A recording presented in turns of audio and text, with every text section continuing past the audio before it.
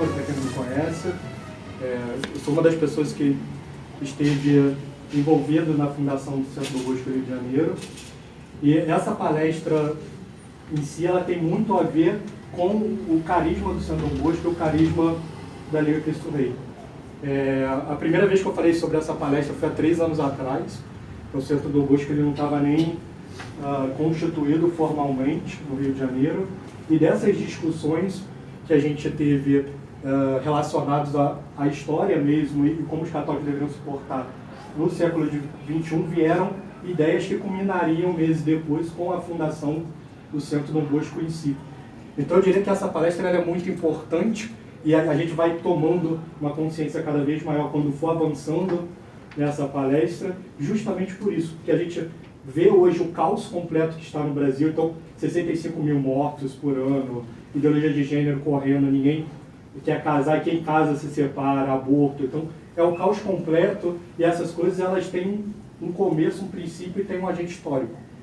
E dito isso, existem muitas explicações, mas o tipo de abordagem que a gente vai ter nessa aula, ela parte, em grande parte, de estudos de alguns intelectuais brasileiros no século passado, e eu diria, pelo menos de tudo que eu vi até hoje, que não existe um esquema mais fácil e simples da gente entender o caos em que a gente se encontra e, a partir desse esquema, o que a gente pode fazer para sair desse caos.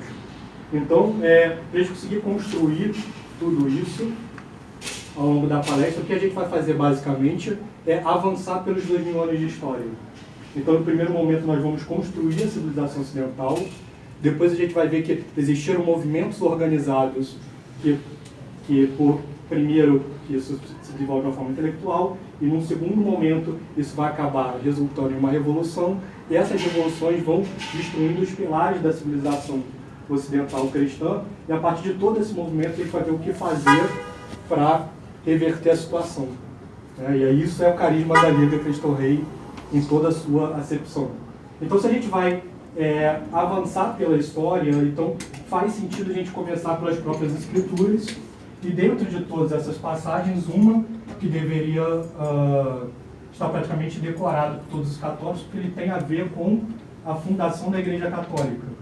Então a gente sabe que em Mateus 16 tem a profissão de fé e o primado de Pedro. E como é que está isso nas escrituras? Né? Então, chegando Jesus ao território de Cesareia de Filipe, perguntou aos discípulos: quem dizem os homens ser o filho do homem?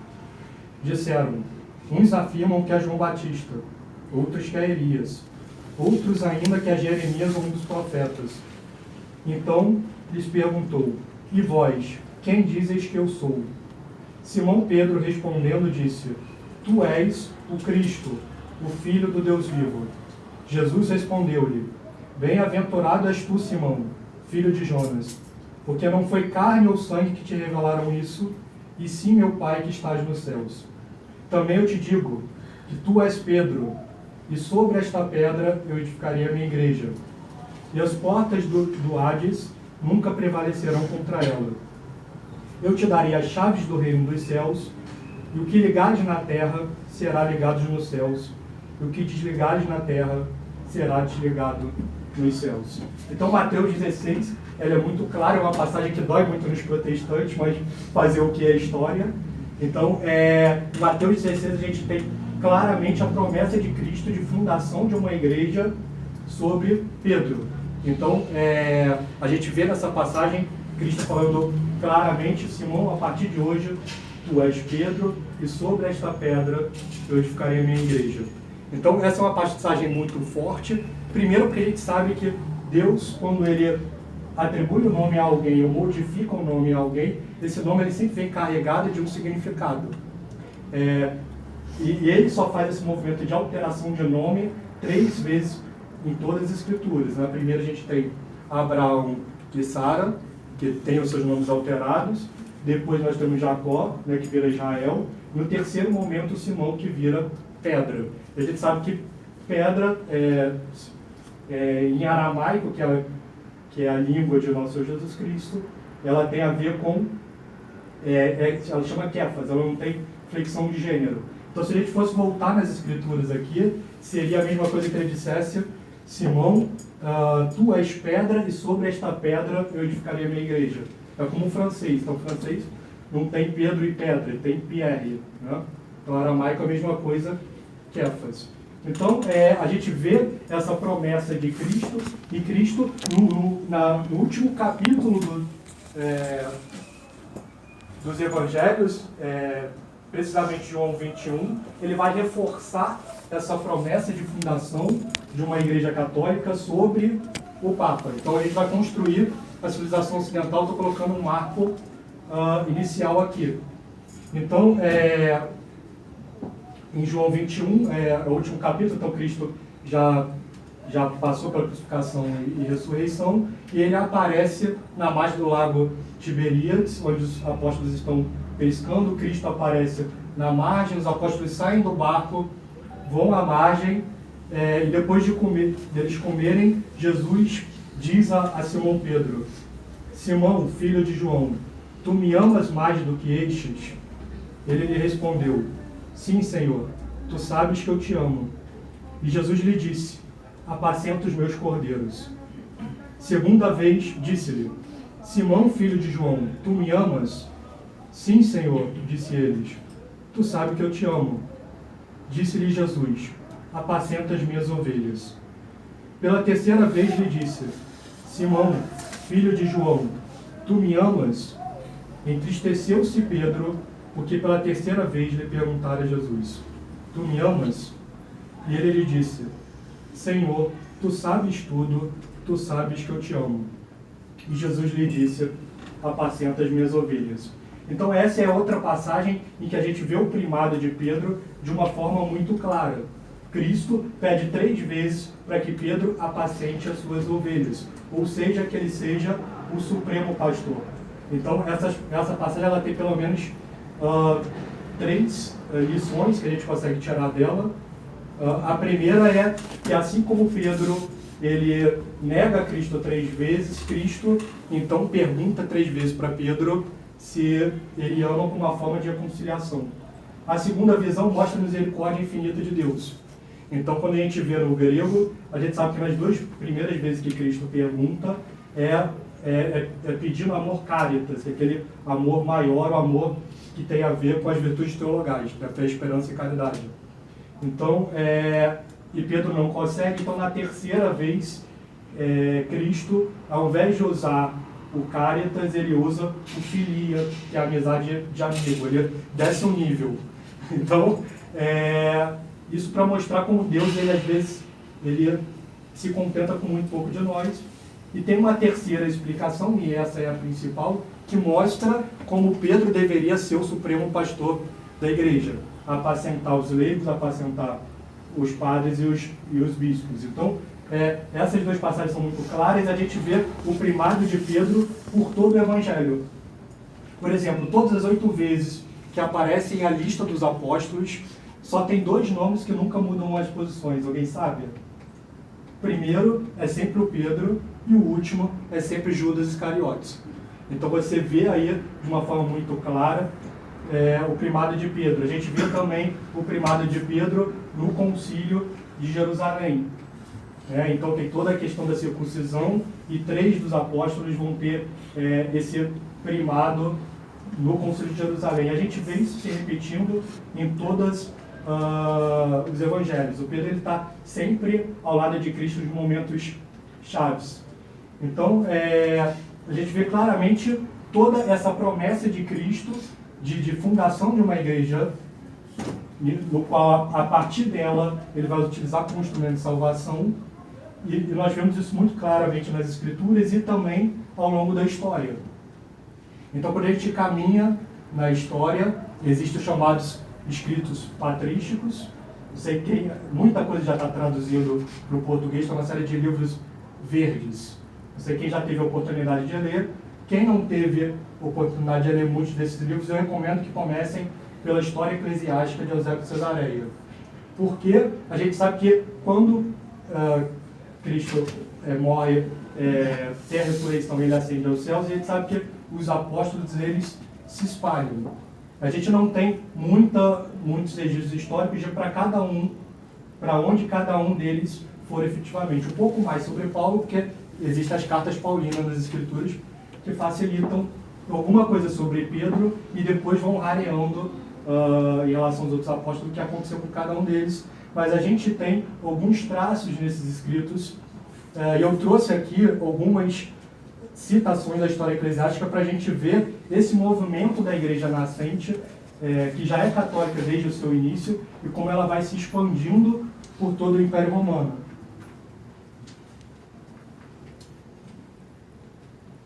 Então, a própria intenção do Eusébio de Cesareia é ser um historiador. Então, ele vem no início do século IV e ele começa a ir atrás dos escritos que ele tinha como acesso e ele começa a dizer onde estão cada um dos apóstolos, né? Então, sobre Pedro, Eusébio de Cesareia vai falar no livro 2.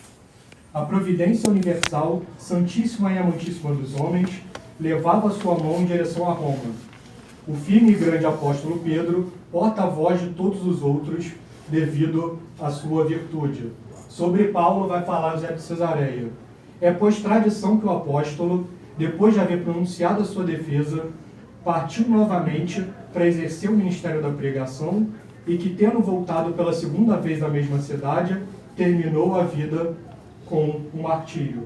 Então a gente vê que Pedro e Paulo, eles saem de Jerusalém e vão sofrer um martírio em Roma. E é por isso que a Igreja Católica ela tem a sede em Roma e não em qualquer outra cidade do Império Romano. E ele também vai rastrear não só onde os apóstolos estão, mas onde o processo de criação das principais igrejas antigas.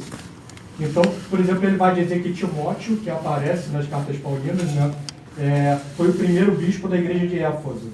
Tito foi o primeiro bispo da igreja de Creta. Dionísio Areopagita, que é aquele grego que é convertido por Paulo em Atenas, é o primeiro bispo de Atenas. Em Antioquia, ele coloca todo o rastro, né, do primeiro, desde a fundação, que vem com São Pedro, né, São Pedro, antes de ir a Roma, ele passa por Antioquia, e vai dizer que depois de Evódio, o primeiro, era muito conhecido o segundo, Inácio. A questão que Inácio de Antioquia, que é um santo muito famoso do primeiro século, que escreveu 7 cartas, foi preso pelo Império Romano e escreveu essas cartas no trajeto de Antioquia para Roma, ao que ele foi trigo nas bocas dos leões romanos. Então, você vê esse movimento de uma forma muito clara em Alexandria, que foi uma igreja fundada por São Marcos. Ele vai dizer que Serdon sucedeu a Abílio, que havia regido a igreja de Alexandria durante 13 anos.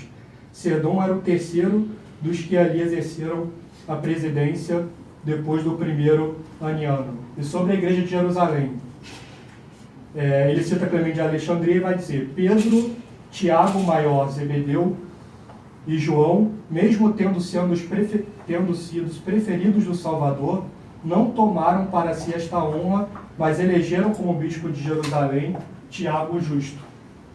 Então, vejam aqui que das 5 igrejas que vão formar a pentarquia original, ele está rastreando desde o início 4 dessas, porque a quinta não poderia ser, porque Constantinopla ainda não tinha sido construída. Mas a gente vê aqui que, por toda a história eclesiástica, a sucessão apostólica sendo formada e sedimentada em Antioquia, Alexandria, Roma e Jerusalém, 4 das 5 principais igrejas do mundo antigo. E é muito claro isso, né? Esses movimentos, e olhar isso é muito importante. Por quê?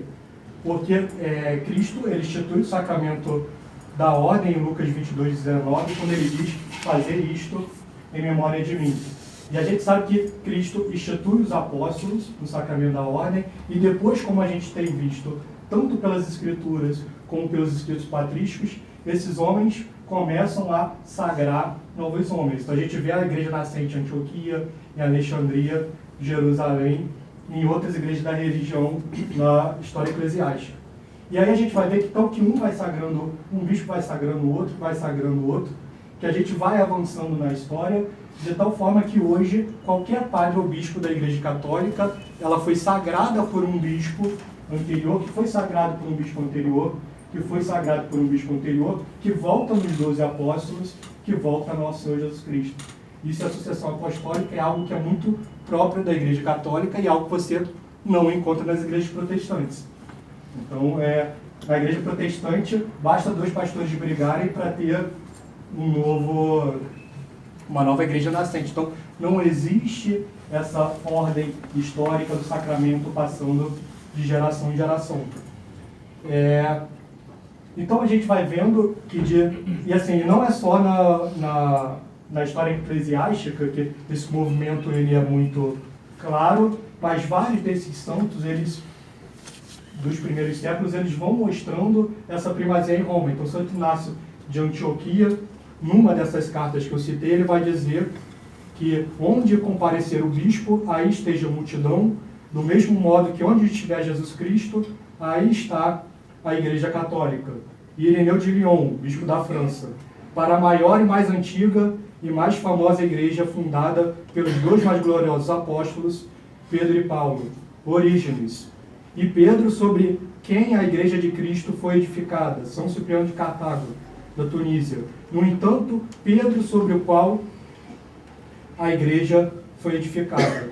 Então, a gente vê esse movimento dos apóstolos que se espalham, fundam novas igrejas e bispos que vão ser instituídos. A Igreja Católica, já desde sempre, bem estabelecido. E não só a gente tem esses depoimentos de como os apóstolos se espalharam, como a gente também sabe que todos foram martirizados.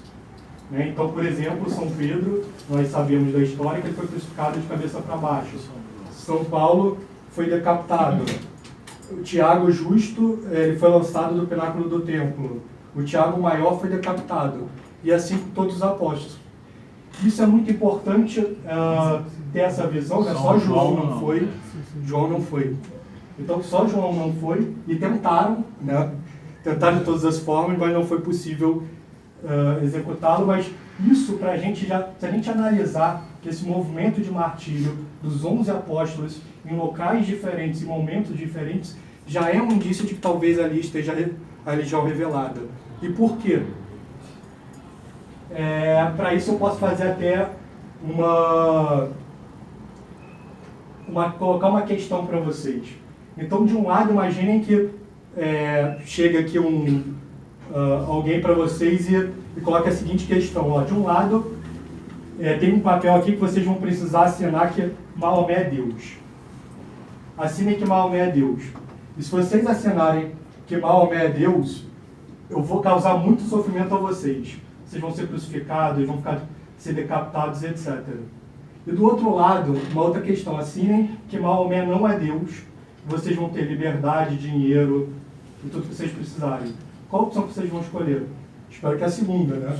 Então, isso vai ser muito fácil para mim assinar que Maomé não é Deus e ganhar tudo isso. Agora, se a gente colocasse a questão em outros termos, imaginem que vocês são um dos 12 apóstolos ou um dos 70 discípulos e andaram com um homem que andou sobre as águas, que ressuscitou pessoas, que colocou paralíticos para andar e milagres excepcionais e viu coisas surpreendentes. Se alguém colocasse essa questão para vocês, olha, assine que Cristo é Deus e vocês vão ter todos os flagelos. Vocês vão ser crucificados, vocês vão ser decapitados ou vocês vão ser flechados, como foi São Sebastião. Então, São Sebastião, no ícone, só tem 3 flechas, mas Jacopo de Varazia dizia que São Sebastião parecia um porco espinho, de tantas flechas que o seu corpo foi alvejado pelo Império Romano. Então, se vocês viram todas essas coisas, é óbvio que vocês não vão poder negar a Cristo. E é óbvio que, apesar de toda a dificuldade que deve ser o martírio, vocês não vão conseguir dizer não.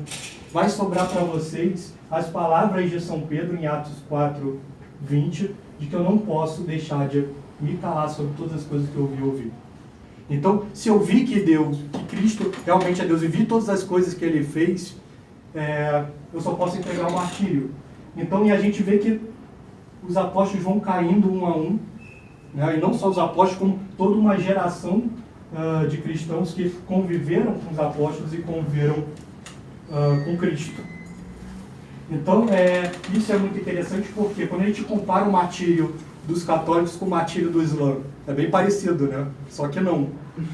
Então, o católico, ele ama a vida, mas ele aceita entregar a vida porque ele sabe que existe algo maior do que ele. O muçulmano, ele entrega a sua vida de 50 com ele, né? Ele se explode. Então, a gente vê aí traços de uma doutrina superior, né? Porque existem formas de você identificar onde está a verdade. A primeira são os milagres, são as assinaturas de Deus na história. O segundo é o próprio movimento histórico. Então, a gente está vendo aqui como um grupo de pessoas que testemunharam fatos surpreendentes estão saindo de Jerusalém e indo para todo o Império Romano. E o terceiro é a própria doutrina superior, que ela é muito clara, por exemplo, no caso do martírio. Então, a gente vai ter que o crescimento da Igreja Católica, ao contrário do crescimento do Islã, então o Maomé, ele é um líder militar, ele é um genocida. Então quem leu a história sabe que ele sai varrendo tudo com conquistas militares. Não é assim que acontece com a expansão do cristianismo. Então, com a expansão do cristianismo, vale o máximo de que a sangue dos mártires é semente dos novos cristãos. De tal forma que você ser papa na Idade Antiga era provavelmente a profissão mais perigosa da história da humanidade.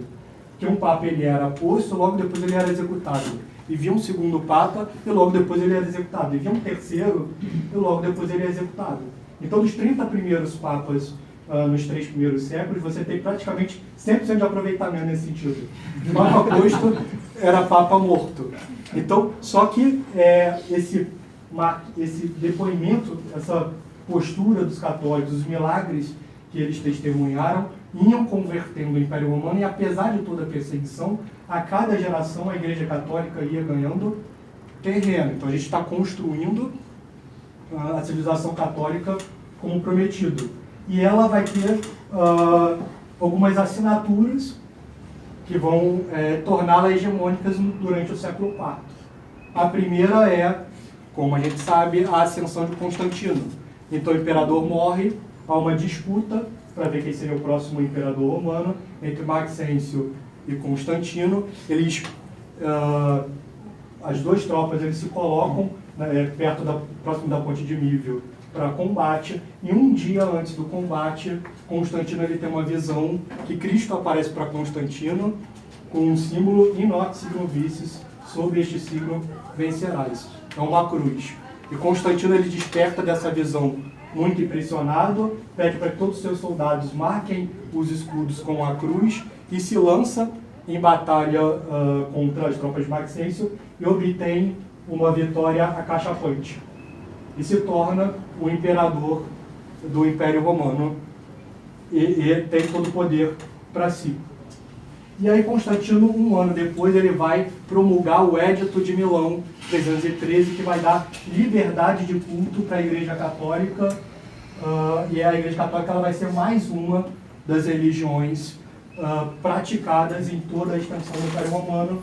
70 anos depois, vai vir um outro imperador católico chamado Teodósio, que com Édito de Tessalônica vai promulgar a Igreja Católica como a religião oficial do Império Romano. Então, depois de quase 4 séculos de martírio, né, de muito apostolado e de todo esse movimento, a Igreja Católica ela finalmente consegue a hegemonia em todo o Ocidente. Isso é muito interessante porque é importante nesse cenário que a gente vive de muitas religiões sendo divulgadas no Brasil, fazer algumas comparações. Então, por exemplo, os protestantes eles erram muito nessa parte histórica. Por quê? Primeiro porque muitos deles colocam o início do cristianismo justamente com Constantino. Então quando você lê, e aí para isso basta ler, né? Eu sei que às vezes eles devem ter uma preguiça nesse sentido, mas se você pegar o Édito de Milão, que sobreviveu até hoje, você vê claramente ali que Constantino ele apenas dá liberdade de culto à Igreja Católica. A Igreja Católica ela não se torna a igreja oficial do Império, nem ela é criada ali. E a própria lógica também mostra isso, porque você só pode dar liberdade para algo que preexiste antes. Então, por exemplo, grita muito Lula livre, mas para o Lula ser liberto pelo STF, ele precisa existir antes. Então, o próprio fato de Constantino ter dado a liberdade para a Igreja Católica é sinal de que ela já pré-existia antes. A gente tem todas as escrituras e todo um conjunto de escritos patrísticos que são provas claras de que a Igreja Católica existia antes. Certo? Então, aí, a gente está chegando num cenário em que a Igreja Católica está ganhando cada vez mais projeção na Europa. Estamos caminhando. Só que quando a Igreja Católica ela ganha projeção na Europa, existe um outro fato também, que o Império Romano ele está entrando em decadência.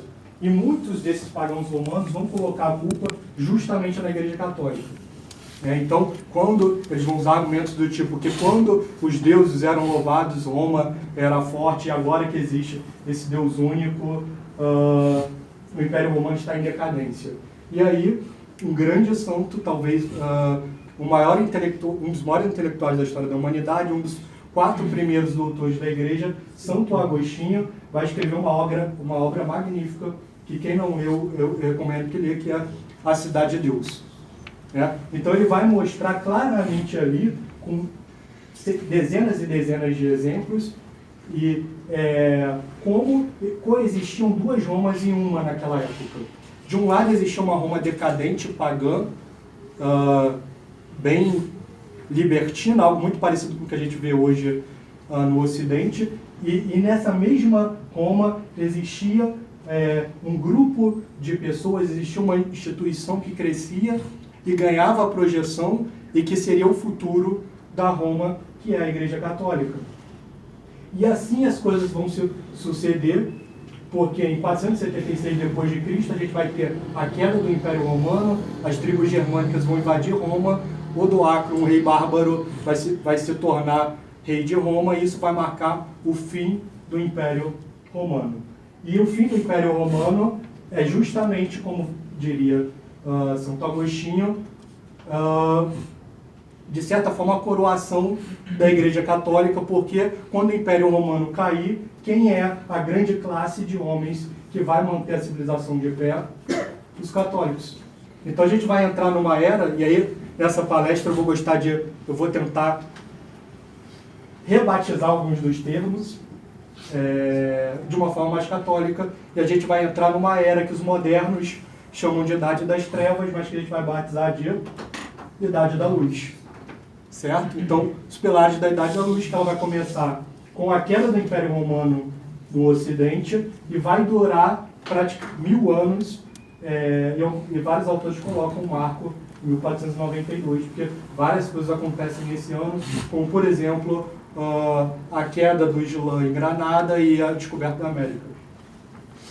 Então, essa é a Idade da Luz. Estamos construindo, vejam, eu quero fazer um movimento de 2000 anos aí.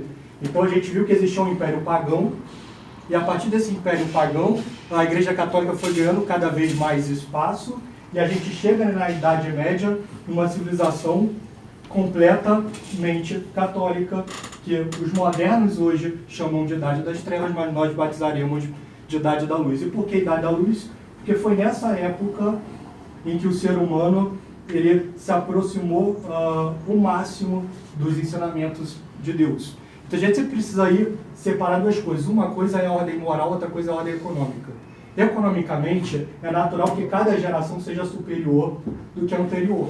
Então, se alguém olhar do século XXI para o século XX, pode achar que as pessoas do século XX são muito atrasadas, né? Não tinha celular, não tinha internet, não tinha nada disso. Mas isso é na ordem econômica, tende a haver um crescimento intergeracional. Mas na ordem moral, as civilizações elas podem se afastar ou se aproximar, serem melhores ou serem piores. E na Idade Média, porque os homens amavam muito mais a Deus do que em qualquer outra era da história da humanidade, moralmente ela era muito superior. E porque moralmente ela era muito superior, muita coisa foi feita. Então, por exemplo, quando você tem toda a queda da Europa, as instabilidades nos primeiros séculos, ele sabe que a única classe letrada que perseverou foram os católicos. Então, bispos tiveram posições chaves em vários territórios, e principalmente, quem lê alguns livros de história da igreja sabe o papel dos mosteiros na preservação de toda a cultura antiga.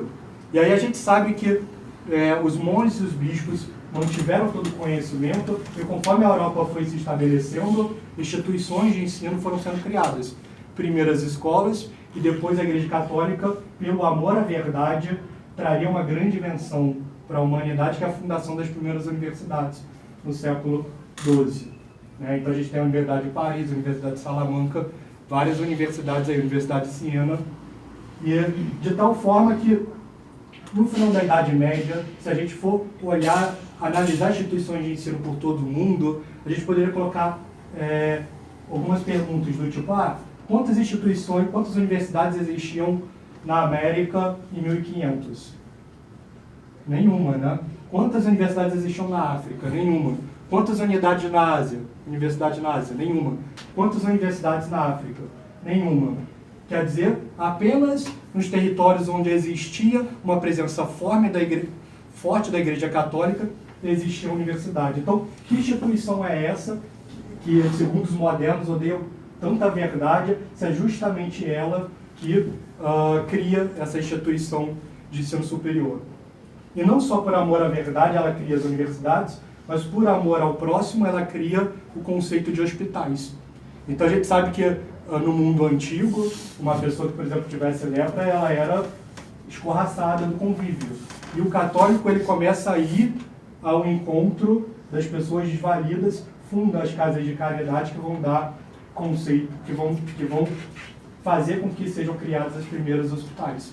Então, um dos principais cardeais hoje da Igreja Católica, o cardeal Miller, ele tem uma imagem que eu acho muito bonita, em que ele vai dizer que o católico ele é como se fosse alguém que, de certa forma, tivesse um estrabismo.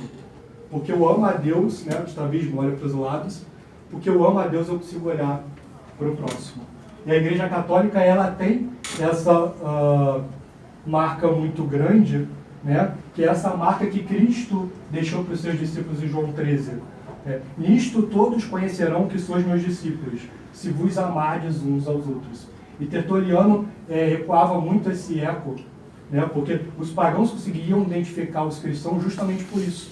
Porque o cristão ele tinha essa nota muito clara no mundo antigo, em que ele tinha uma capacidade de amar ao próximo muito forte e também aquele que está distante, né? Que também é uma marca da doutrina e da verdade, porque no Islã ele tem uma separação muito clara, né? Eu devo amar o próximo e o distante eu devo executar. A Igreja Católica é o contrário, não é o contrário, ele ama os dois, né? Então eu devo amar aquele que está próximo e amar aquele que está distante. Então a caridade na Idade Média é muito grande, o amor à verdade é muito grande, o amor à beleza também é enorme. E por amar a beleza, a Igreja Católica construiu as grandes catedrais. Então a gente vê que na Idade Média a preocupação com a beleza ela atinge um apogeu. Então você tem uma evolução clara. Mas retomando aqui, a gente tem a questão da arquitetura, do amor à beleza, que funda as grandes catedrais, e existe um movimento muito claro, porque se a gente olhar a arquitetura na Grécia, você tem o Panteão, que é aquelas pilastras laterais. A Roma tem o Coliseu, a Roma pagã. Você faz essa evolução que atingiu um cume na Idade Média e chega ao caos completo hoje. Então, infelizmente, a gente sabe que Brasília não é o modelo de beleza, né? E é mais bonito. Brasília é nosso modelo de beleza, mas até o Rio tem muita coisa estragada construída no século XXI. Então você tem esses movimentos, então com isso a gente começa a entender certas coisas. Então vejam que tudo o que medieval fazia, o modo do medieval pensar, não era como é o homem moderno, era considerando 3 grandes conceitos. Em tudo que o medieval fazia, ele colocava na sua equação a Igreja Católica, nosso Senhor Jesus Cristo, Deus. Exemplo, a própria forma como o Brasil foi descoberto.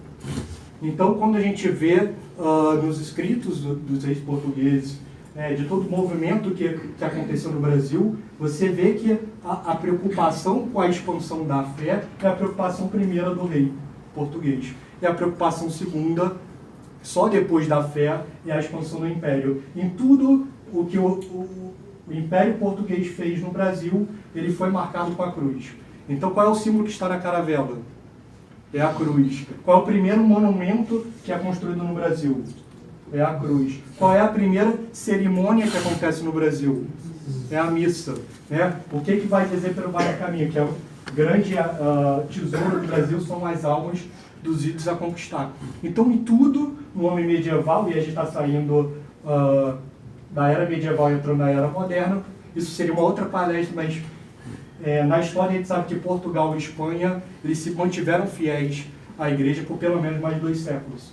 Então, o português é como se ele estivesse nesse sentido, e aí tomem isso como algo muito positivo, um pensamento medieval. Ele, quando descobriu a América, ele tinha esses 3 conceitos muito fortemente. Então, isso também mostra muito qual é a vocação do Brasil, que é uma vocação que ela nasce na cruz.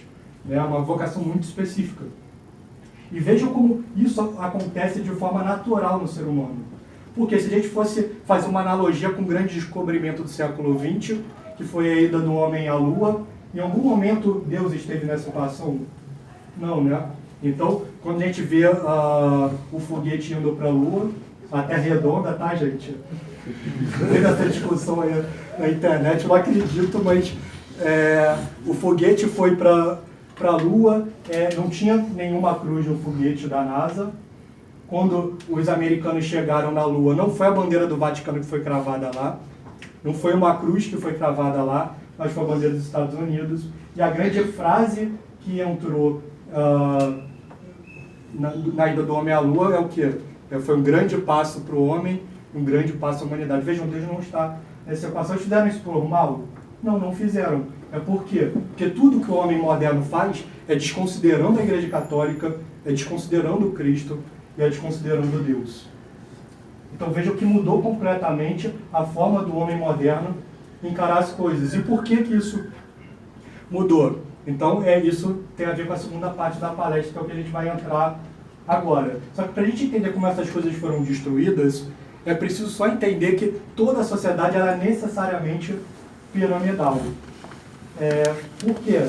Isso tem a ver com a forma natural com que o homem se porta. Então, por exemplo, o homem precisa comer. Então, toda a sociedade precisa de uma classe de camponeses. O homem precisa de roupas, o homem precisa de construir prédios. Então, todas as sociedades precisam de uma classe que são os artesãos. Só que artesãos não comem prédios, nem homens vestem comida. Então, em toda a sociedade é preciso que exista uma classe de pessoas que comercializem tais coisas, que são os comerciantes. Só que a gente sabe que o homem ele é marcado pelo pecado original, certo? Então, onde existe quem produz, existe um comunista querendo roubar a produção.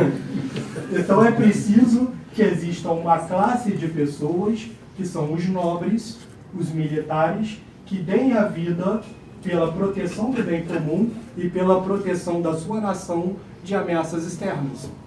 Só que daí que toda a sociedade, se você entregar o poder para os militares, o que vai acontecer? Ditadura. Então daí que até os antigos sabiam disso, que toda a sociedade é preciso que exista uma classe de homens sábias que ordene todo o resto da sociedade, que para os gregos eram os filósofos, e a Igreja Católica vai levar isso para o patamar superior, que é o clero. Né? Então, a Idade Média ela era uma estrutura, vejam como era, óbvio que não existe era perfeita, justamente porque o homem é marcado pelo pecado original, e as instituições elas são como se uma soma do comportamento dos homens. Então, quanto mais perfeitos os homens forem, mais perfeitos serão as instituições. Não existe, então, sociedade perfeita, mas ela era, vejam, muito bem ordenada. Né? Então, na Idade Média, o homem amava a Igreja Católica, nosso Jesus Cristo e Deus, e existia todo um ordenamento. Você vê nos livros de história isso muito claramente. Então, quando o rei começava a aprontar muito, querer casar com outra esposa, ou matar o seu irmão, outra coisa, o que acontecia? O Papa logo excomungava o poder espiritual e o rei era deposto. Né? Então você vê isso acontecer várias e várias vezes durante a Idade Média. É basicamente o que acontece com o poder moderador. Né? Então, não ache que o poder moderador, o rei, ele vai se tornar um grande ditador. Não, porque ele só vai agir justamente quando ele sentir que ele tem o apoio do povo. Então, na Idade Média, o rei gerava o caos. Então, o povo não conseguia... assim, o povo, a nobreza, estava, de certa forma, muito abalada com isso. Só como é que ela vai fazer para tirar o rei se não existia um poder moralmente superior que dê essa chancela, né? Então, isso aconteceu muito no Império. A gente viu aqui com o Dom Vital que o gabinete do Visconde de Rio Branco ele foi destituído, veio o gabinete do Duque de Caxias que terminou com a questão religiosa. Então, esses movimentos são muito claros e vão vir 3 grandes revoluções que vão destruir tudo isso. Então, construímos a civilização ocidental, certo? Agora a gente vai destruir. E qual é a primeira revolução que vai vir para destruir todas essas coisas? É justamente a Revolução Protestante.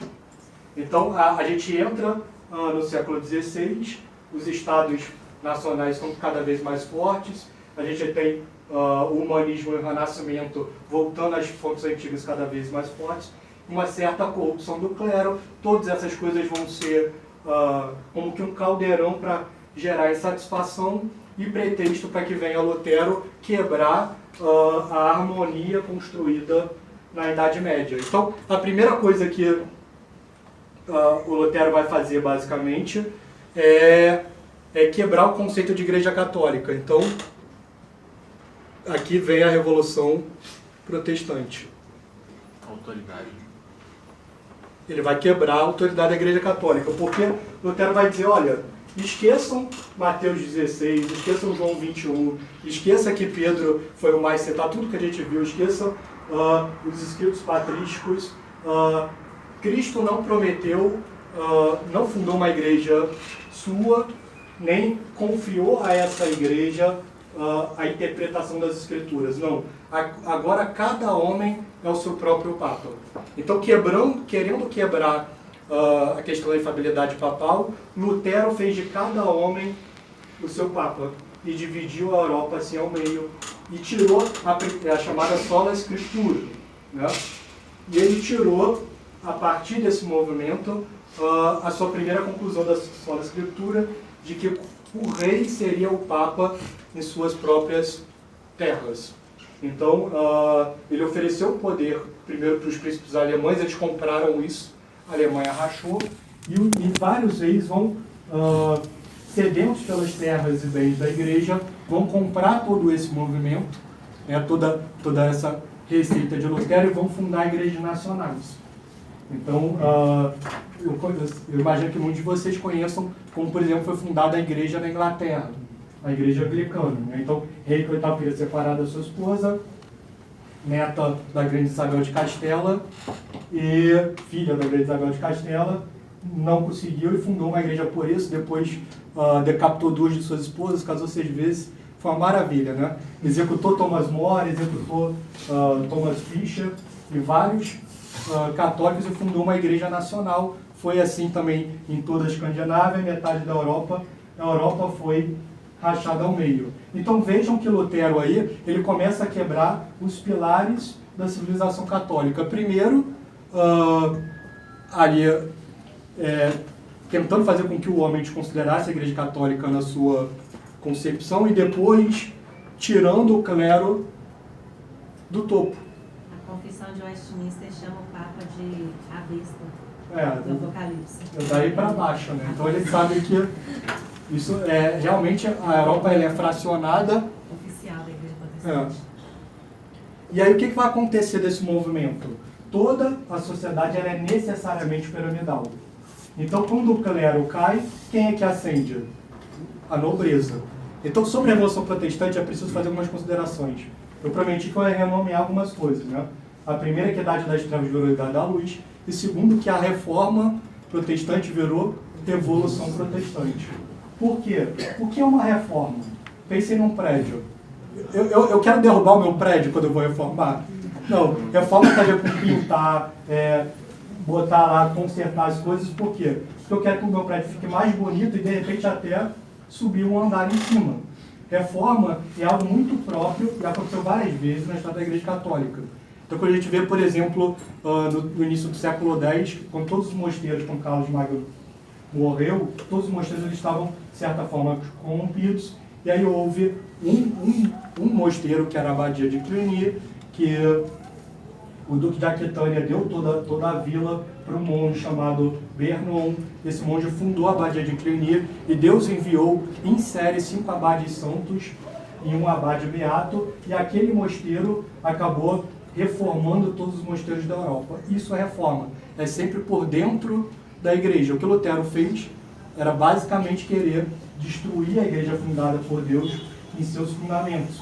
Isso é revolução, certo? Então, essa é uma primeira coisa que a gente precisa entender, e a segunda, que a gente vai conseguir aqui também, a gente faz alguns mitos.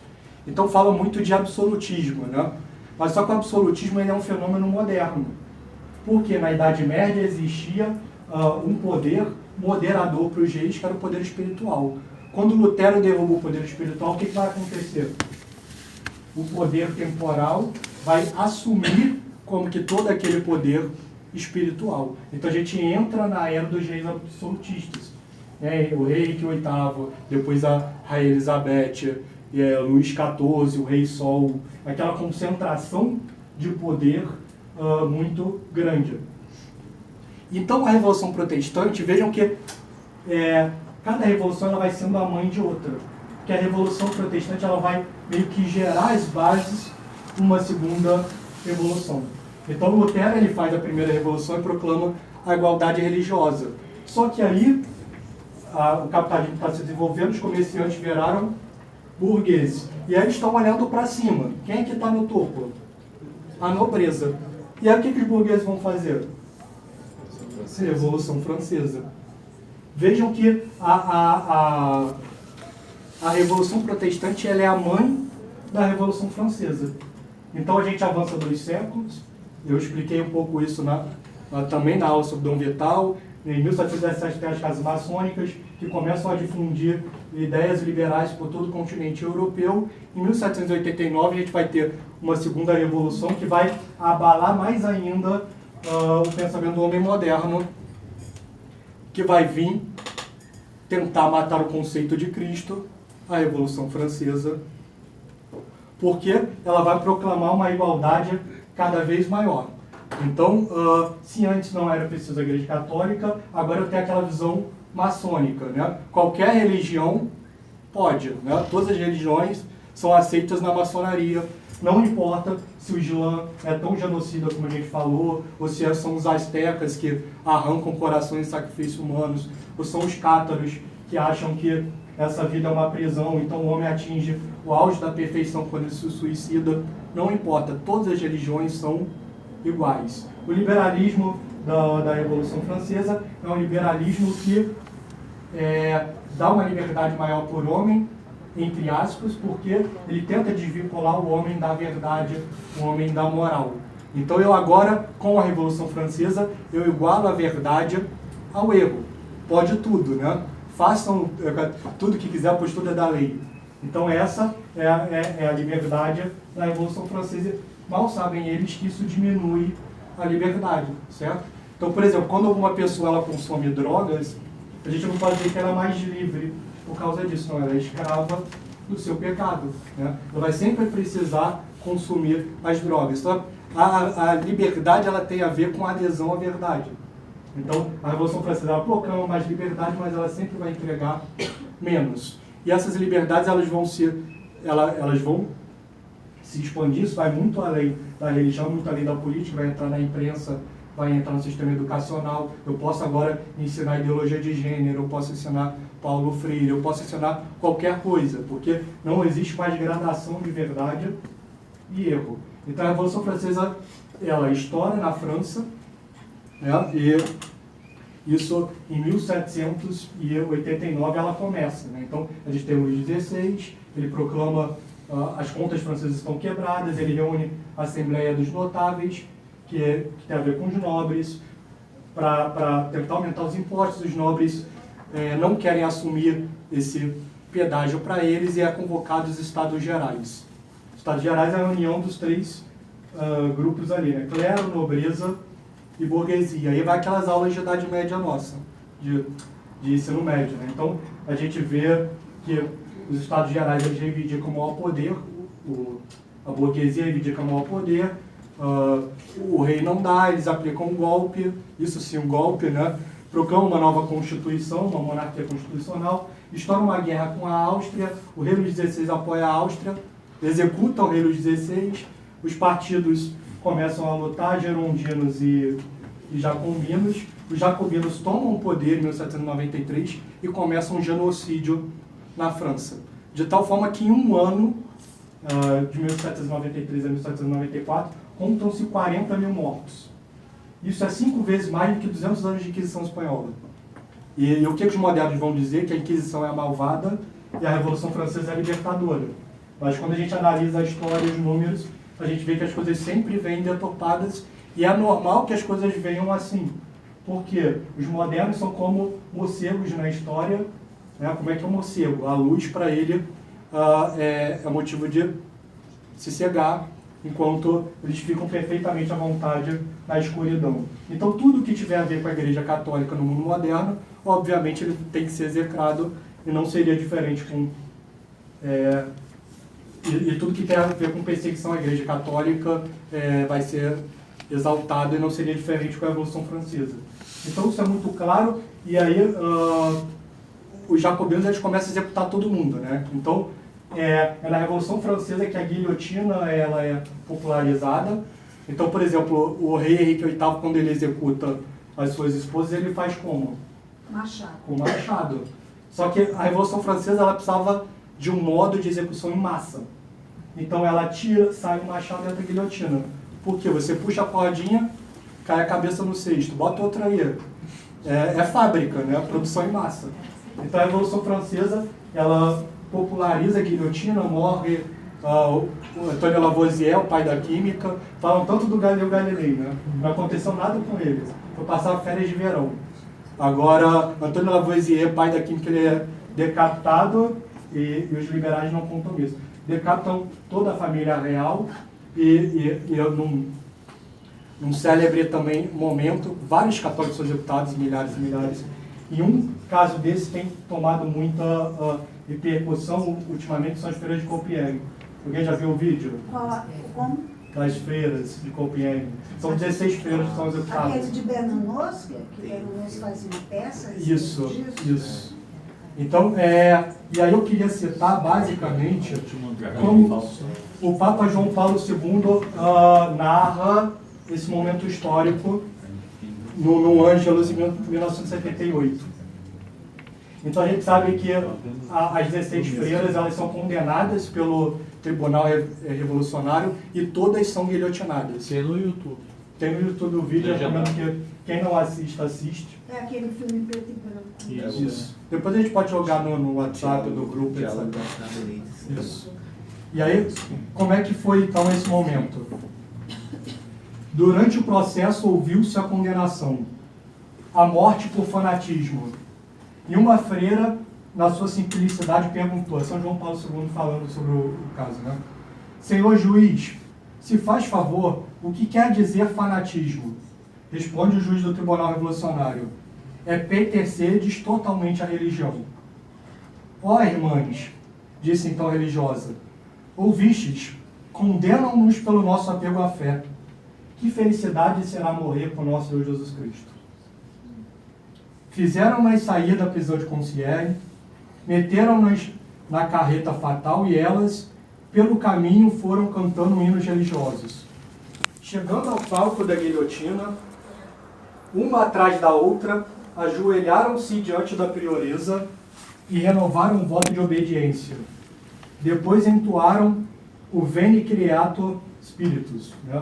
Uma canção em latim famosa da igreja, que eu não sei cantar, não vou nem cantar. Veni Creator Spiritus. Né? Então, e o que aconteceu então? A gente tinha que as religiosas, o canto foi se tornando, porém, cada vez mais débil, à medida que iam caindo, uma a uma, na guilhotina, as cabeças das pobres irmãs. Então, eram, se eu não me engano, 16, eu não tenho o número exato aqui, mas as 16 cantando Veni Creator, e aí uma ia, e aí o som descia um pouco mais. Aí a segunda-feira cantando Veni Creator, era executada, 14 cantando, o coro caía um pouco mais, a 13ª, 12ª, 11ª, e o Veni Creator foi diminuindo até que chegou a vez da prioresa. E o canto foi se tornando, porém, cada vez mais débil, à medida que iam caindo, uma a uma na guilhotina, as cabeças das pobres irmãs. Ficou para o fim a prioresa, irmã Teresa de Santo Agostinho, e as suas últimas palavras foram estas: o amor sempre vencerá, o amor tudo pode.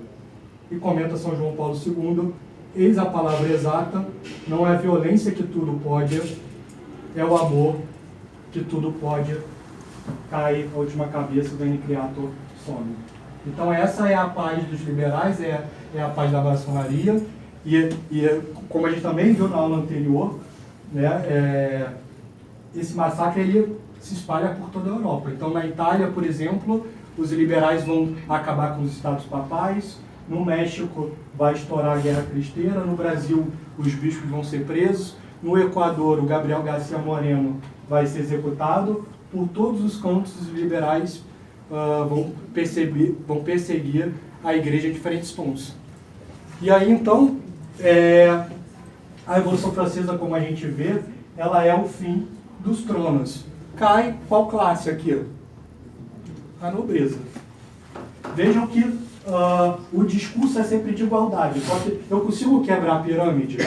Não. Então, a cada nova revolução, eu sempre tenho uma concentração de poder maior. Então, qual é o resultado disso? A gente está no século XVIII, né? Revolução Industrial. Quem é que vem para cá? God Mode agora, né? A burguesia. E a burguesia sobe para o topo com completa concentração de poder. Né? Então, por que não existe mais o poder espiritual? As pessoas estão cada vez menos católicas. Não existe mais o poder político, porque a nobreza foi completamente descartada pelos movimentos liberais da maçonaria, e acende uma classe lá no topo. E aí, então, a Revolução Francesa vai ser a mãe de quem? A Revolução Francesa, por quê? A galera que está aqui embaixo vai olhar para o topo, ela está enxergando quem? A burguesia. E aí, isso vai ser pavio para que revolução? Socialista. A Revolução Comunista. Então, a Revolução Protestante, ela é mãe da Revolução Francesa e avó da Revolução Comunista. Já está ficando velhinho aí, né? E a Revolução Comunista é uma revolução completamente materialista. Ela vai proclamar a morte de Deus, certo? E vai proclamar também a morte da burguesia. A gente continua avançando, estamos chegando no século XXI, que era a promessa do início da aula. Então, a Revolução Francesa, Marx, às vezes, os comunistas erram 99% das vezes, 1% que eles acertam é normalmente quando eles estão analisando o cenário das coisas. Então, quando o Marx diz que a burguesia, ela, de certa forma, no Manifesto Comunista, ela é o cúmulo da concentração de poder e que os antagonismos de classe estão cada vez mais fortes, ele está, em certo sentido, acertando aí. Né? Porque agora você tem uma burguesia com toda a concentração de poder e na base o povo. E aí você tem uma revolução completamente materialista, toda a ideologia marxista ela é construída sobre o materialismo histórico, né? Então a economia dita os outros comportamentos, é sempre aquela divisão e luta de classes. Deus ele está completamente fora da equação, não é? Então a gente vê que todo lugar que o comunismo toma o poder, o cristianismo ele é completamente instrumentalizado até a sua extinção. Então isso vai fazer com que no lugar da burguesia eu tenha uma classe aqui que é o partido, né? Então a gente avança mais na história. Karl Marx ele faz o Manifesto Comunista no século XIX. Ele vai prever que essa tensão das duas classes são tão fortes que vai explodir a panela de pressão e o povo vai tomar o poder. Lenin foi muito mais inteligente. Então, no Partido da Revolução, no Estado da Revolução, ele vai dizer que não é assim que as coisas se sucedem. Então ele já vai ser um herético em certo sentido, mas ele vai ter uma sacada genial em que ele vai organizar as massas através de um partido revolucionário. Esse partido revolucionário vai tomar o poder na União Soviética, na China com Mao Tse-tung, e metade do mundo vai cair nas garras do comunismo. E vejam que a mentalidade do homem moderno, então, é uma mentalidade que ela sofreu a influência de 3 grandes revoluções, a gente queira ou não. Né? Então, o homem moderno hoje ele não acredita na Igreja Católica em grande parte, e isso ele tem origem na Revolução Protestante. Não acredita em Cristo, em grande parte, isso tem origem na Revolução Francesa, não acredita em Deus, isso tem origem na Revolução Comunista. E vejam que os comunistas também vão pregar uma igualdade, não é isso? Igualdade das classes, completa, e é sempre igualdade. Mas o que a gente vai ter? A gente vai ter igualdade? Não, a gente vai ter a concentração de poder absoluto. Absoluta. Nos burocratas. Então, se na Idade Média o poder era completamente distribuído, agora a gente tem uma classe que é Deus. Porque o Estado ele dita onde você vai trabalhar, o que você vai vestir, o que você vai assistir, a faculdade que você vai, se você pode sair de cidade ou não, se você pode ir à igreja ou não. O Estado no comunismo ele é dono da sua alma. Como na China, né? Como na China, em todos. Então, tipo, às vezes aparecia isso, eu voltava aos revolucionários, né? Mas tipo, top 10 dos mais ricos do mundo. Sempre aparecia Fidel Castro. Né? Então é porque a Cuba é uma ilha do partido. A Coreia do Norte é uma ilha do Kim. Você tem 99,9% de escravos, aí você tem uma igualdade, ninguém come. Né? Então, às vezes eu brinco que tipo, quando tem um cardápio muito grande é difícil de escolher. Coitado, essa brincadeira eu podia fazer, mas pô, que pena que eu não moro num país comunista. Porque no país comunista você tem uma opção, né? E você vê que é assim que as coisas se sucedem. Né? Só que a gente combinou que ia chegar num cenário de século XXI, né? E entender como é que a gente faz para reverter toda a zona. Então, construímos a civilização, a Igreja Católica que ela sai do Império Romano, atinge um apogeu na Idade Média. Estamos vendo que 13 grandes revoluções destruíram toda a estrutura da sociedade e destruíram a forma como o homem encarava as coisas. O homem que vai surgir na Idade Moderna é um homem completamente materialista, certo? É um homem que desconsidera Cristo, Igreja e Deus. Só que a gente sabe que o comunismo acaba com o Muro de Berlim, né? Com a queda. Então, o muro caiu, tá tudo bonito agora? Não. Não, o caos continua. E o caos continua porque existe uma quarta revolução que vai surgir de dentro da terceira. A quarta revolução, que é o chamado marxismo cultural. E que vão ter 2 grandes linhas. Então, já estamos no século XX, né? Estou chegando no XXI. Acompanhem-me. Então, que vão influenciar toda uma nova geração, que é a Gramsci e a escola de Frankfurt.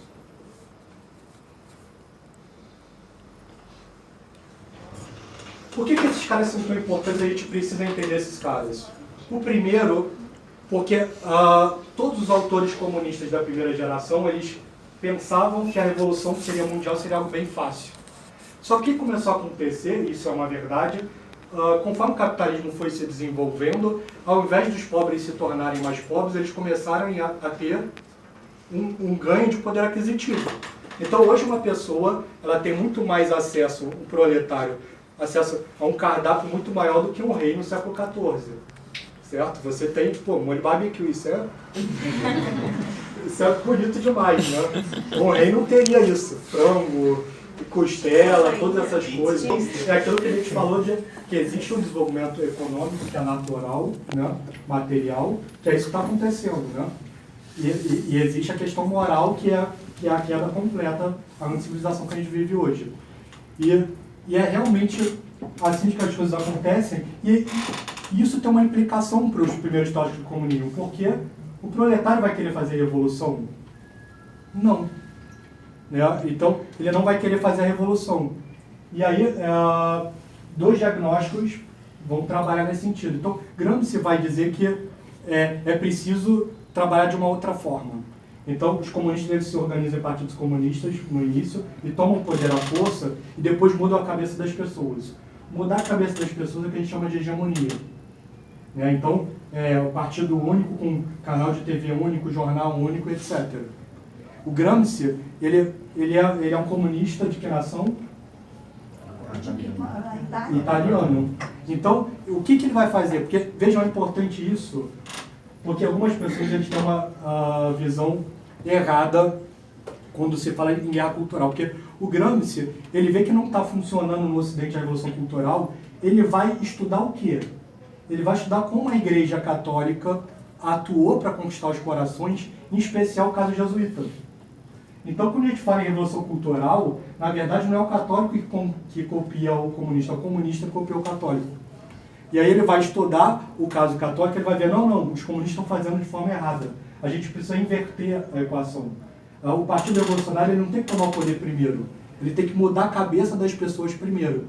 Então a hegemonia, que era a segunda prioridade, ela vira a primeira. Então eu saio das armas e começo a entrar na cultura.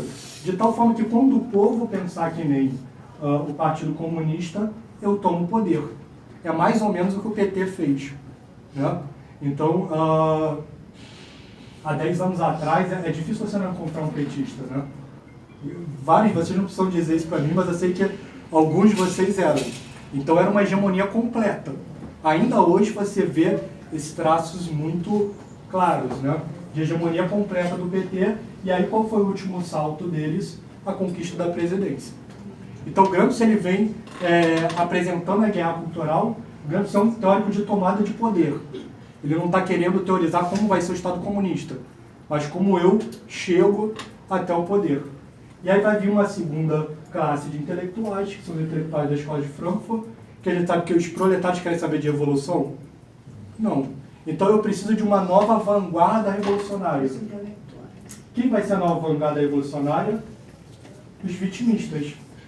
Então, se eu consigo convencer uma mulher de que a sociedade é machista, o que ela vai fazer? Ela vai virar feminista, né? Vai ganhar alguns quilinhos, vai parar de se depilar, então assim, vai acontecer isso. Usar aqueles tênis horrorosos. Lula livre, aí começa. E assim para todos os grupos. Então, se eu conseguir convencer as pessoas de que a civilização ocidental é racista, então ela vai ser cooptada pelo movimento negro.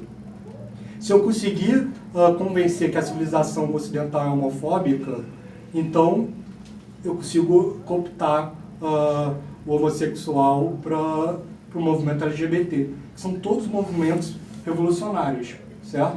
São todos instrumentos. É a teoria crítica. Então agora não existe mais, como são movimentos muito díspares, antes eu conseguia elaborar uma doutrina clara, né? Que era proletário versus burguês. Então toda a doutrina ela era orientada nesse sentido. Agora, como eu tenho vários coitadistas, eu consigo ter uma doutrina que una tudo? Não, então a única coisa que eu posso fazer é apresentar uma doutrina de destruição. Então a civilização ocidental vai ser atacada de todas as formas. Eu acredito que dessas ruínas surgirá o novo Jardim do Éden. E a deformação da religião. Completa. Seria a teologia da libertação. Que é a evolução.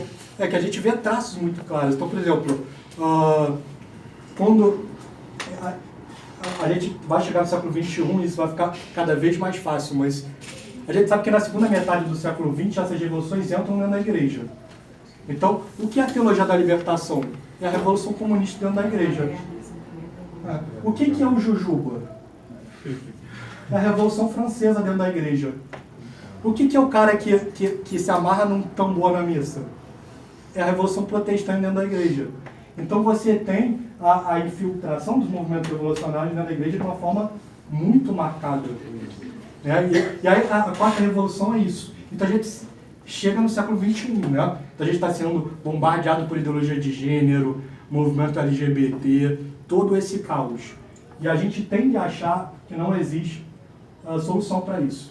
Então está tudo destruído, já era, não posso fazer mais nada, a gente está em ruínas, certo? 4 revoluções vieram e destruíram tudo.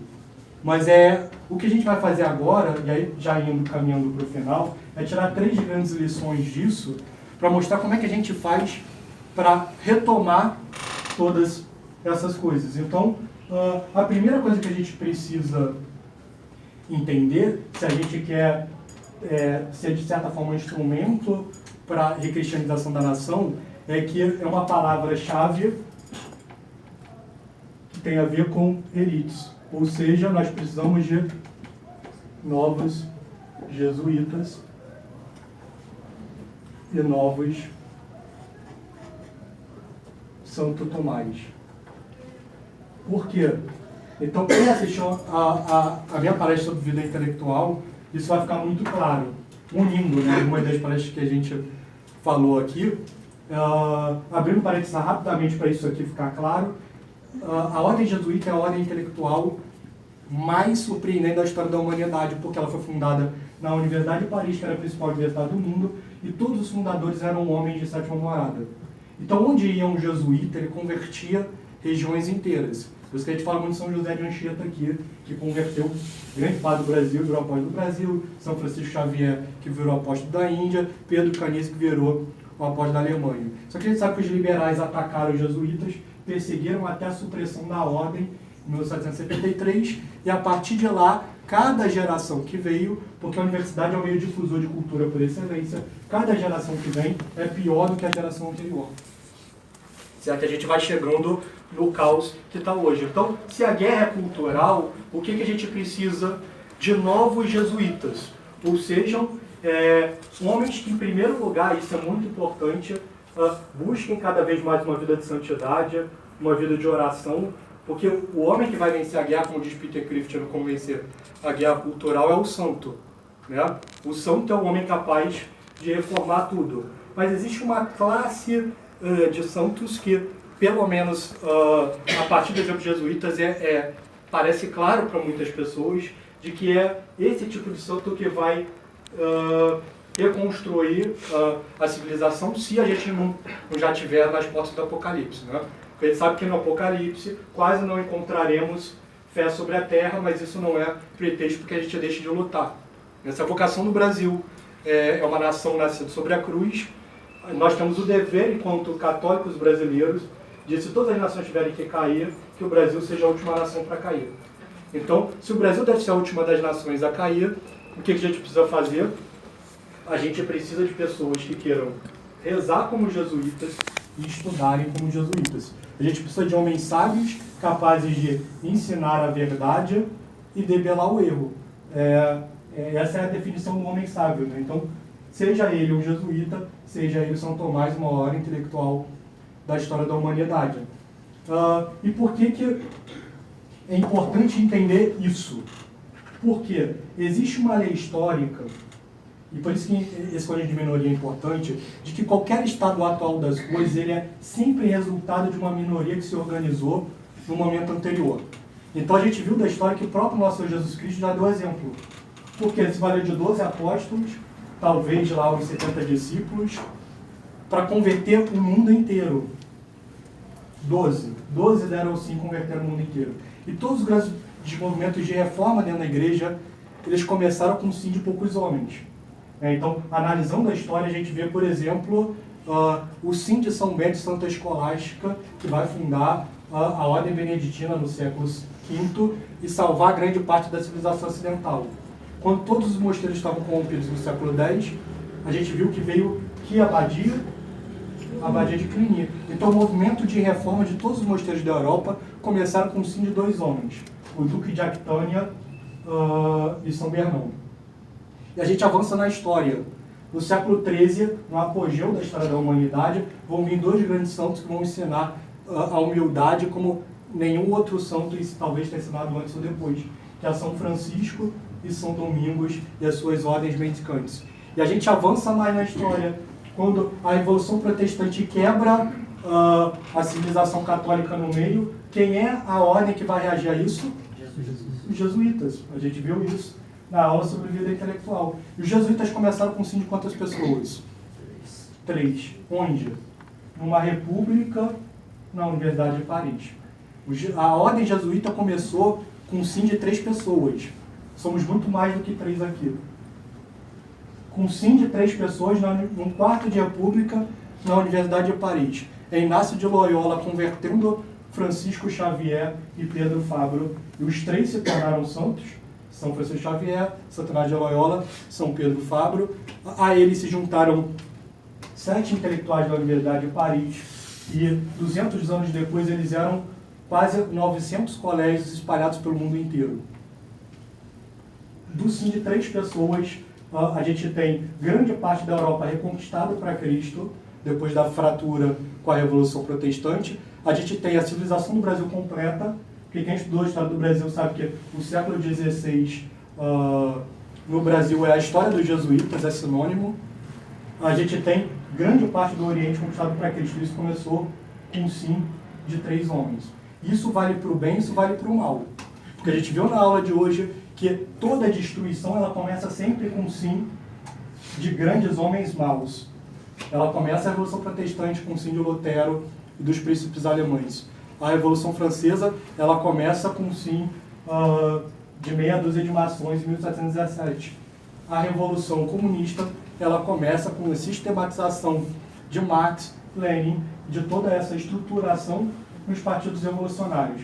E veja que os revolucionários conseguiram destruir tudo isso com 2 dificuldades extras que nós não temos. A primeira dificuldade extra, eles não são católicos, então eles não contam com a graça de Deus. A segunda dificuldade extra, por eles não serem católicos, por eles não estarem na verdade, eles defendem muitas coisas que vão contra a lei natural e o senso comum. Ou seja, o PSOL, por exemplo, ele defende ideologia de gênero, o povo é contra. O PSOL defende legalização das drogas, o povo é contra. O PSOL defende aborto, o povo é contra. Então, os revolucionários, eles conseguiram destruir tudo a partir da organização de uma minoria, sem contar com a graça de Deus e sem contar com a verdade. O que nós católicos podemos fazer se nós resolvemos dar a vida como eles dão e nos organizarmos? E, no entanto, como diria o cardeal Leme na Carta Pastoral de 1916, que o CDB vai publicar, nós católicos não fazemos isso e somos massacrados. Que vergonha isso para a nossa fé. Então, nós não nos organizamos, nós somos maiorias, nós poderíamos rapidamente reconstruir a civilização, mas porque nós priorizamos o nosso trabalho, nós priorizamos as nossas viagens, nós priorizamos todos os afazeres, essas coisas não acontecem. Porque vejam, na passagem de João 21 que a gente começou aqui, né? Cristo pede para Pedro, Caritas, Caritas termina com filia. Deus ele não quer muito para fazer muito. Com o nosso pouco ele faria muito, mas nós não damos nem o nosso pouco. E a gente precisa então, entendam, de certa forma organizar as nossas minorias. E organizar como? Então nós precisamos de santos organizados, certo? E eles devem se organizar em que contexto? Num contexto de guerra cultural, certo? Então estamos tirando as lições da história. Então aqui tem 2 coisas que são principais que vocês precisam entender: mercado editorial e as universidades.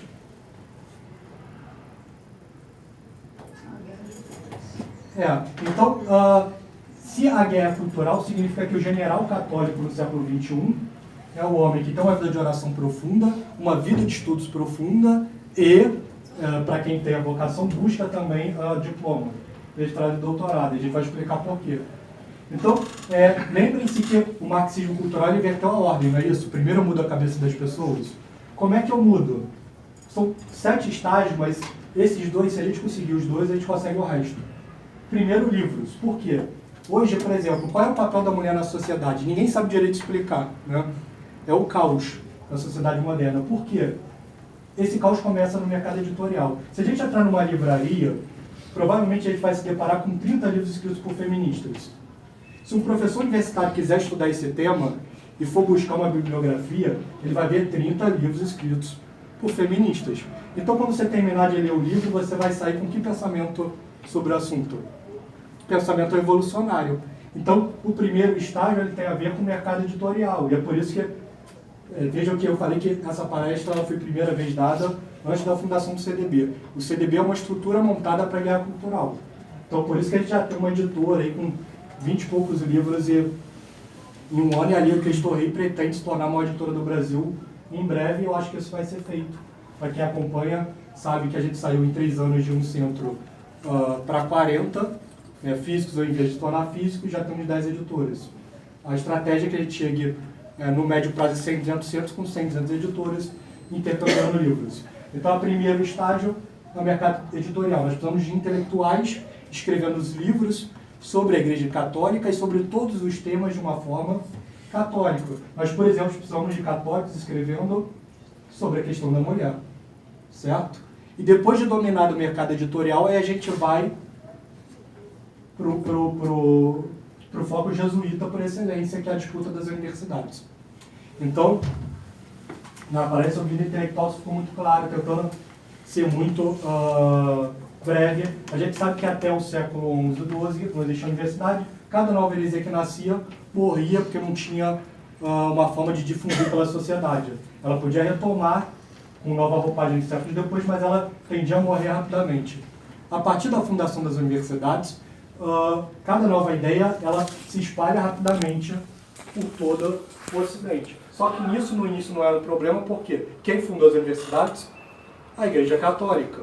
Depois que veio a Evolução Protestante, tinha uma classe de homens muito superior a todas as outras classes, que eram os jesuítas. Só que os jesuítas foram extintos graças à atuação da maçonaria e do liberalismo, e a universidade ficou refém de quem? Do pensamento revolucionário. Então, de 1773 até hoje, cada nova geração é pior do que a anterior. Então, se a gente quiser, de certa forma, retomar, a gente entende que é preciso santos nas universidades, como Santo Tomás dava aula nas universidades, e como os jesuítas fundaram vários colégios. Né? O colégio ele podia ter o ensino médio e o ensino superior. Né? Então, o colégio jesuíta, muitas vezes, ele funcionava como uma universidade. A gente precisa voltar a disputar essas coisas. Então, existe para mim uma notícia boa. Eu diria que, na minha avaliação, pelo menos, e eu acho que muitos concordam comigo, essa é a primeira geração, desde 1973, pelo menos no Brasil, que tem sido muito superior à geração anterior. Então, a geração anterior é o caos completo. Então, A minha, por exemplo. não sei. Mas a gente vê que uma visão muito clara, né, que é a visão do Papa Leão XIII, em que no final do século XIX, em que eu gosto muito dessa história, que o diabo aparece para Cristo, pede um século para ser o século dele na história, Cristo concede o século XX, o Papa sai dessa visão muito impressionada e faz a oração de São Miguel Arcanjo. E a gente vê que o século XX foi isso, né?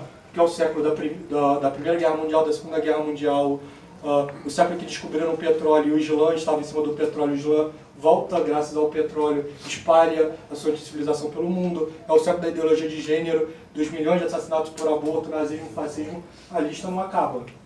E assim, é um movimento de infiltração dentro da igreja, que ela vai acontecendo, então, quando você vê histórias de santos do século XIX, você vê os santos reclamando de movimentos liberais dentro da igreja, de um episcopado liberal. São Pio X, ele faz o juramento antimodernista, ele faz os sílabos, né? Então, há toda uma reação da Igreja Católica contra esses movimentos. Só que a partir da década de 50, isso acaba. Então, é muito claro que da década de 50 até hoje, praticamente, há um vácuo intelectual na Igreja Católica. Você vê um caos completo em todas as ordens, vai salvando um monge, não é assim? É um padre bom em cada cidade, é um monge bom em cada mosteiro. Então, os bons estão cada vez mais raros, porque a revolução que antes assediava a igreja por fora, no século XXI, entra. Então, e por que as universidades são tão importantes? Por que quem conquista a universidade ganha tudo? Bom, a gente reclama, por exemplo, que a mídia é fake news. Mas por que a mídia é fake news? Porque os jornalistas foram formados numa faculdade de comunicação social e aprenderam a ser fake news com os revolucionários lá. A gente reclama que os professores de pedagogia ensinam Paulo Freire. É a coisa mais absurda do mundo. Ele é um panfletário comunista, não tem nada de pedagogia ali. Mas por que os professores ensinam? eles ensinam porque eles aprenderam numa faculdade de pedagogia, com professores revolucionários, porque não existem mais católicos nas faculdades de pedagogia, eles deveriam proceder assim. A gente reclama que todos os professores de história são comunistas, mas por quê? Porque eles aprenderam numa faculdade de história assim. A gente reclama que os seminaristas são, e os padres e os bispos hoje são muito mal formados. Mas por que eles são? Porque filosofia de São Tomás saiu das faculdades de filosofia. Então é assim que as coisas se procedem. Então, Teologia sem Deus. então o que a gente precisa? A gente precisa de santos. Vejam, então construímos a civilização, destruímos e agora ideias para reconstruir. De santos intelectuais que estejam produzindo cultura. Nós precisamos de católicos, e esses católicos não são pessoas que estão lá fora, eu espero que sejam pessoas que estejam aqui dentro. É eu, é você, somos todos nós, é cada um puxando essa responsabilidade de ter uma vida de oração cada vez maior, uma vida de estudos cada vez maior, mas que essa vida de estudos não seja contida em mim. Que eu tenha essa postura que foi marca dos católicos em 20 séculos pelo menos. Porque o católico ou ele é apostólico ou ele não é católico.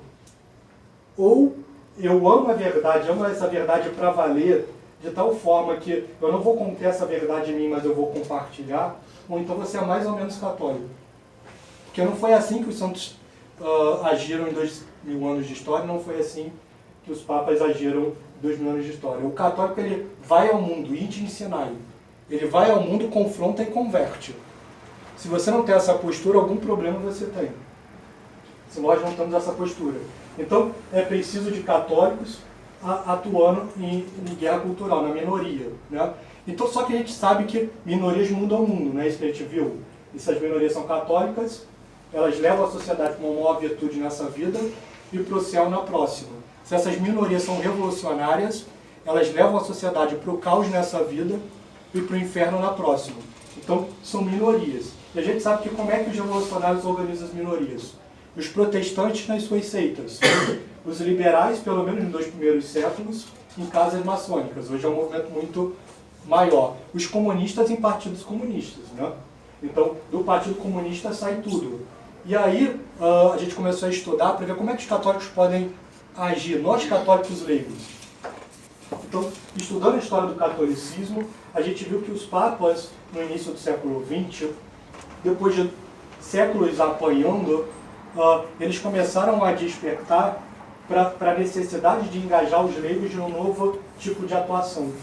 E principalmente a partir de Pio XI, vai surgir a chamada ação católica, que é a forma dos leigos atuarem em movimentos. Então, organização de minorias. Você vai ter uma juventude católica universitária, uma juventude de ensino médio católica, uma juventude operária, movimentos de mulheres, movimentos de homens, toda uma organização de leigos católicos para atuar em defesa da igreja. E no Brasil, isso foi tocado por, na minha opinião, o maior cardeal da história da igreja, um mestre das organizações de forças católicas, que é o cardeal Leme, e um leigo chamado Jackson de Figueiredo, que fundou o Seu Não Vital. E o Seu Não Vital foi um santo que reuniu intelectuais católicos leigos e fizeram várias coisas em muito pouco tempo. Né? Então, em 5 anos eles fizeram 30 livros, 1 ou 2 membros da Academia Brasileira de Letras, um senador, 15 membros foram para o Mosteiro de São Bento do Rio de Janeiro. De lá, São Gustavo Poção fundou a Permanência. O Plínio saiu do Seu Não Vital, São Paulo, e fundou a TFP. O padre Leonel Franca fundou a PUC Rio. Todas as grandes ações católicas hoje, elas são consequências diretas ou indiretas do Seu Não Vital. Então isso dá para a gente a ideia de que talvez os centros culturais possam ajudar isso. Então nós precisamos de católicos organizados, que buscam uma vida de santidade, que atuem na guerra cultural. Em todos os lugares que vocês estiverem, né, vocês tentem se organizar e estudar juntos para atuar. E a questão do CDB e da Liga, ela surge com todo esse carisma. Então, é repetir o que foi feito há 100 anos atrás. Então, há 100 anos atrás, o Papa Pio XI disse, talvez a solução, grande parte da solução, ela vem através dos leigos na ação católica. O cardeal Leme fundou a Ação Católica Brasileira, a Confederação Católica. Jackson Figueiredo fundou Seu Não Vital, espalhou unidades pelo Brasil. A gente não vai falar disso tudo porque, já terminando, né, a nossa conversa de hoje, na década de 50 houve o caos completo. Há um vácuo aqui. Mas não pensem que a Igreja Católica no Brasil foi isso, não. Porque quando a gente olha para a história do Brasil na primeira metade do século XX, é impressionante a quantidade de grandes intelectuais, é impressionante. Então, o CDB já publicou alguns. Você tem o padre Júlio Maria Redentorista, o padre Júlio Maria de Lombardi, você tem o Carlos de Laet, né, o próprio Cardeal Leme, Jacques Figueiredo, Hamilton Nogueira, Durval de Moraes, Alceu Amoroso Lima, Gustavo Porção, o padre Anel Franca, o padre Quenido. A lista é... Enfim, a gente não ouve por quê? Porque houve o vácuo revolucionário. Então a gente precisa voltar 100 anos atrás. Voltando 100 anos atrás, qual é a resposta? A Organização dos Centros Culturais Católicos. Então, por isso, a gente fez o CDB há 3 anos atrás e aparentemente, para nós, pelo menos, parece que Deus quer alguma coisa nesse sentido. Porque o crescimento tem sido exponencial para quem acompanha. Já existe, como eu falei, 40 centros, um centro no Paraguai, existe previsão de implantação do primeiro centro no Portugal, em Lisboa, e um centro na Irlanda do Norte, Belfast, ainda esse ano. E muitas editoras, etc. A Liga Cristo Rei 1 foi para 150 pessoas, a Liga Cristo Rei 2, 730, a Liga Cristo Rei 3, já metade dos ingressos foram vendidos em poucas semanas. E o evento é final de novembro. Então, para terminar, eu espero que tudo esteja agora muito claro. Então, a gente sabe que existe uma igreja que Cristo fundou, né? A gente sabe que qual é o sentido do homem, né? Qual é o fim último do homem? Amar a Deus nessa vida para estar unido a Deus na próxima. E para facilitar esse fim último do homem, Deus instituiu a Igreja Católica. Né? Conhecendo a Igreja Católica, através da Igreja Católica a gente conhece a Cristo e pode se salvar. E a Igreja Católica ela construiu a civilização ocidental, 3 grandes revoluções. No encalço dessa terceira veio uma quarta. Destruiu completamente o conceito da civilização ocidental. O homem que surge dessas 4 revoluções é um homem completamente egoísta, materialista. Né? É o homem da ideologia de gênero, é o homem, como a gente disse, do aborto, é o homem que não quer casar e se casa se separa, que não quer ter filho, etc. Só que a gente sabe que é perfeitamente possível reverter toda essa situação. Como? Com santos. Mas com que tipo de santos? Com santos que estudem e se organizem. A gente precisa do sim de poucos homens. Então, por isso que quando um membro do CDB ele dá uma aula para 50 ou 100 pessoas, na verdade ele está buscando 1, 2 ou 3. Ele busca 1, 2 ou 3, como 3 eram os membros que fundaram os jesuítas. E ele busca 1 ou 2 ou 3 que entenda isso no Rio de Janeiro e queira dar a vida pela Santa Igreja. 1, 2 ou 3 que entenda isso em Brasília e queira dar a vida pela Santa Igreja. E que entenda em Vitória, que entenda em Manaus, e que entenda em Porto Alegre. E isso é a Liga Cristo Rei. Então eu entendo, eu quero dar a vida, eu quero rezar, quero estudar, quero encontrar outras pessoas que queiram fazer essas coisas. E se a gente conseguir isso, então a gente vai sair de um cenário hoje em que talvez tenha um Padre Paulo e um Nogueira, para um cenário que em uma geração a gente tenha 200 Padre Paulos e 200 Nogueiros. Se um Padre Paulo e um Carlos de Nogueira é capaz de fazer um estrago como eles fazem no pensamento revolucionário, qual vai ser o tamanho da reforma que será possível se a gente conseguir gerar uma centena de Padre Paulos e uma centena de Nogueiros? Né? Então, eu termino assim a palestra. Eu espero que daqui, pelo menos, saia 1 ou 2, 3 Padre Paulos e 1, 2, 3 Nogueiros. Certo, pessoal? Então, é isso. Muito obrigado pela atenção e viva Cristo Rei.